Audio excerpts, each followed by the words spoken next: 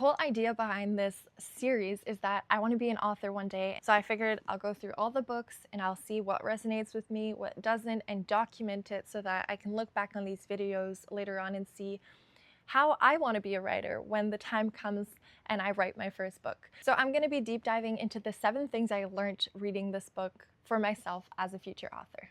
To not use multiple names for one character. I felt like sometimes it was really confusing. For example, in the beginning, one of the passages, he's talking about a passenger in the Dover Mail who's traveling, but that passenger is also called Mr. Jarvis Lorry. Sometimes he addresses him as Jarvis, the first name, sometimes the last name. He's also the banker at Tellson's Bank. He uses all these different words to describe the same character, which can be a little bit confusing at first, especially if you're jumping between so many different characters. For example, there's a lady called Lucy Manette and her daughter's name is Lucy. There's a guy named Jerry and his son's name is Little Jerry. So there's so much confusion about who is who, and because there's so many misters, you kind of get lost in the sauce, if you know what I mean. When I first started the story, I thought that it was really interesting because it almost felt like I was watching a movie. I had like this godlike perspective and I was just seeing everything that was happening. However, the novel follows so many people. I would say that there's 9 characters that we're really looking at throughout the story. The thing about this is that depending on what the characters' objectives are, it can be even more confusing. Mr. Carlton, Mr. Darnay, and Mr. Stryver all have this affection towards Lucy Manette, one of the main characters. She's this beautiful woman and they all seek to marry her. However, I often found myself getting confused on who was who because there was just so many characters, and since 3 of those characters shared the same objective, it made it really hard to follow. The third thing that I learned from reading this book is that descriptions are super powerful, and Charles Dickens did a really incredible job at making descriptions very vivid. I have a few word choices here that I'll share with you. For example, he was describing somebody's outfit as well kept but well worn. I feel like I get a very vivid image when I hear those words. Or so still that he might have been sitting for his portrait. Another one is he's describing a face. He said, though lined, bore few traces of anxiety. All these kind of words just are very vivid in description, and I find that they just make the story flow so much better. And as an author, I want to make sure that I include descriptions like that really make me see an image inside my mind. In line with the description too, I felt like he did a really good job at describing characters by showing us the character's character without just telling it. For example, there's a character called Mr. Manette who was sentenced to an 18-year prison sentence. And when he comes out, he has these signs of dementia. He's constantly wanting to sit on a shoemaker bench and make shoes because we're assuming that's what he did in the prison. He paces back and forth in his room and he forgets key details of his life, like who his daughter is.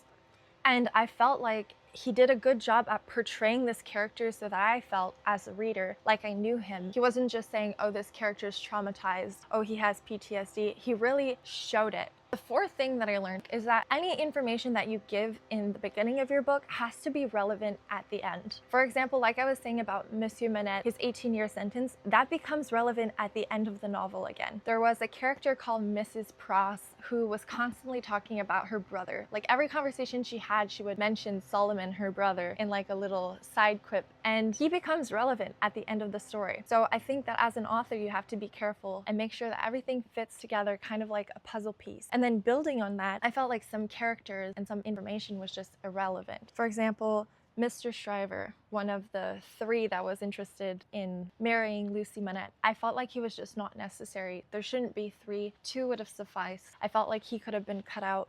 Roger Cly. There's this other guy named Mr. Cruncher who was relevant to the plot, but there's this side story where he's kind of going and digging up dead bodies and opening coffins, and it was relatable to the story eventually, but at the same time it wasn't. And I feel like having all these open loops was almost confusing as the reader, and often I had to go back and be like, who is this? Like, why is he relevant? Oh, he's his friend. Like, it was just too much. But with that being said too, my husband said a really interesting thing to me the other day because I was reading this book and it's a classic and some of them are difficult to get through, and he said you have to think back at when it was published. Like, this book was published in the 1800s. So you think back in the 1800s, how many books did people realistically have?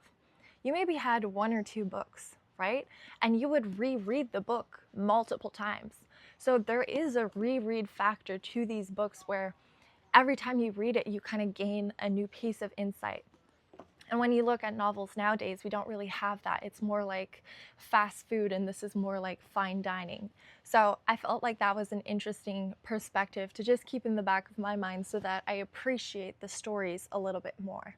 The fifth thing that I took away from this novel is the importance of a good setting and to build tension. I felt like he did a really good job. The book is taking place in the 1700s when things like the guillotine are happening. They're literally chopping people's heads off. It's very chaotic, and people are snitching on each other. There's the English versus the French.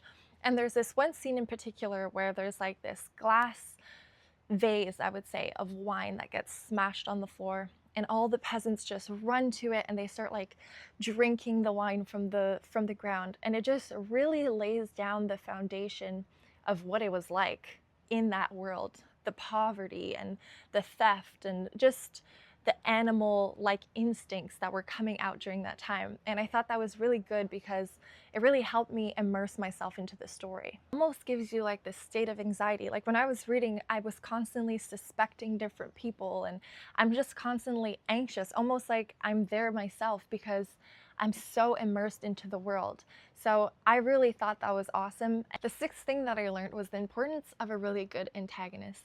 And I had seen this video not too long ago about the movie Inglourious Basterds. And there's this character who's like this Nazi supporter, and he went on this show to explain the role as an actor, and they were saying like, how did you do such a good job in that character, like being a Nazi supporter? How did you do that? Like, how did you portray being a villain so well? And he said, I wasn't being a villain. Like, I was just doing what I thought was right. And I felt like that was such a perfect explanation of what an antagonist is, because they don't think that they're wrong. They might have really good motives. For example, in A Tale of Two Cities, the antagonist has really good motives. She lost her family and she's seeking revenge. And that makes it just so much more grasping because you understand and you sympathize with her. The seventh thing that I learned is the importance of having a really good ending to the story. Like I said, this is kind of a slow burn. It kind of picked up at the 3/4 mark, but had the ending not been so powerful, I think that I would have put the book down and I probably would never pick it up again. Right? The ending has to fit all together to make the reader truly satisfied about what they're reading. If you would have told me, would you rate the book like halfway through, I would have said it was like a C. Like, I really didn't really care for it, but the way that he packaged it at the end completely redeemed the whole story, and I fell in love with it. So I did eventually rank it an S on the tier, which is crazy because, like I said, it didn't feel like that halfway through the story. Well, there you have it. Those are the 7 things that I learned reading A Tale of Two Cities by Charles Dickens. The next book that I'm going to be going over is Dune by Frank Herbert, so make sure that you subscribe if that's something that you're interested in, and I'll see you next time.